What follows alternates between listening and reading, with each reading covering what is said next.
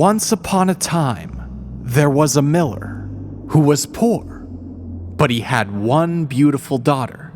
It happened one day that he came to speak with the king, and to give himself importance, he told the king that he had a daughter who could spin gold out of straw. The king said to the miller, "That is an art that pleases me well. If your daughter is as clever as you say, bring her to my castle tomorrow, so I may put her to the test." When the girl was brought to him, he led her into a room that was quite full of straw, and gave her a wheel and spindle, and said, "Now set to work, and if by the early morning you have not spun this straw to gold, you shall die." And he shut the door himself, and left her there alone. And so the poor miller's daughter was left there sitting, and could not think what to do for her life. She had no notion how to set to work to spin gold from straw, and her distress grew so great that she began to weep. Then, all at once, the door opened, and in came a funny little man, who said, "Good evening, miller's daughter. Why are you crying?" "Oh," answered the girl, "I have got to spin gold out of straw, and I don't understand the business." Then the little man said, "What will you give me if I spin it for you?" "My necklace," said the girl. The little man took the necklace, seated himself before the wheel, and whir, whir, whir, 3 times round, and the bobbin was full. Then he took up another, and whir, whir, whir, 3 times round, and once again the bobbin was full. And so he went on until the morning, when all the straw had been spun, and all the bobbins were full of gold. At sunrise came the king, and when he saw the gold he was astounded, and very much rejoiced, for he was very avaricious. He had the miller's daughter taken into another room filled with straw, much bigger than the last, and told her that as she valued her life, she must spin it all in one night. The girl did not know what to do, so she began to cry. And then the door opened, and the funny little man walked in again and said, "What will you give me if I spin all this straw into gold?" "The ring from my finger," answered the girl.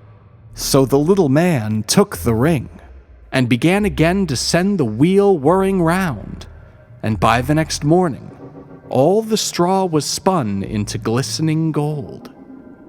The king was rejoiced beyond measure at the sight, but as he could never have enough gold, he had the miller's daughter taken into a still larger room full of straw, and said, "This too must be spun in one night, and if you accomplish it, you shall become my bride." For he thought, although she is but a miller's daughter, I am not likely to find anyone richer in the whole world. As soon as the girl was left alone, the funny little man walked in for the 3rd time and said, "What will you give me if I spin this straw for you this time?" "I have nothing left to give," answered the girl. "Then you must promise me the first child you have after you are queen," said the little man. "But who knows whether that will happen?" thought the girl. But since she did not know what to do in her time of need, she promised the little man what he desired, upon which he began to spin, until all the straw was gold. And when in the morning the king came, and found all done according to his wish, he caused the wedding to be held at once, and the miller's pretty daughter became a queen. In a year's time, she brought a fine child into the world, and thought no more of the funny little man. But one day, he came suddenly into her room, and said, give me what you promised." The queen was terrified greatly, and offered him all the riches of the kingdom if he would only leave the child. But the little man said, "No, I would rather have something living more than all the treasures of the world." Then the queen began to lament and weep, so that the little man had pity upon her.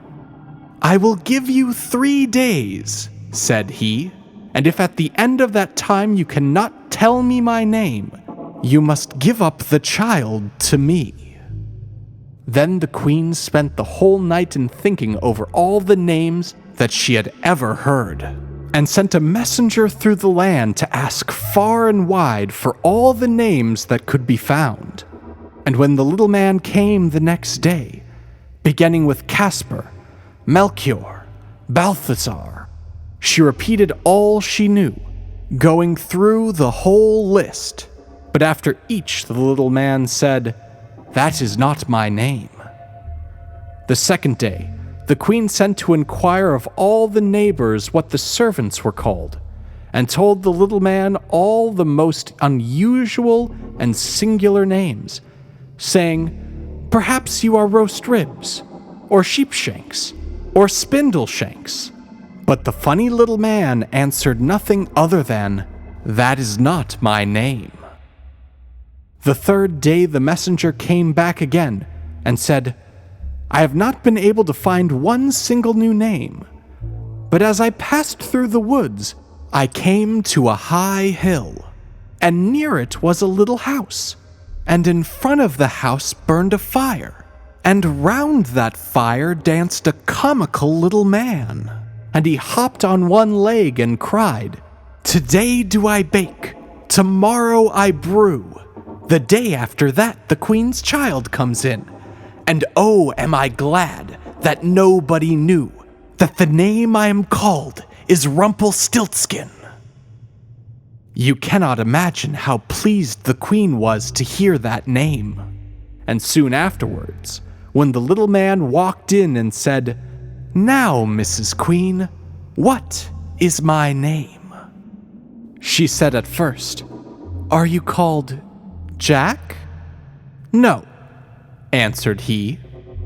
"Are you called Harry?" she asked again. "No," answered he. And then she said, "Then perhaps your name is Rumpelstiltskin." "The devil told you that! The devil told you that!"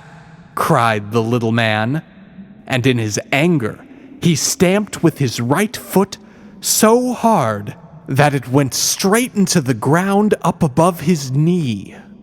Then he seized his left foot with both his hands in such a fury that he split in two. And that was the end of him.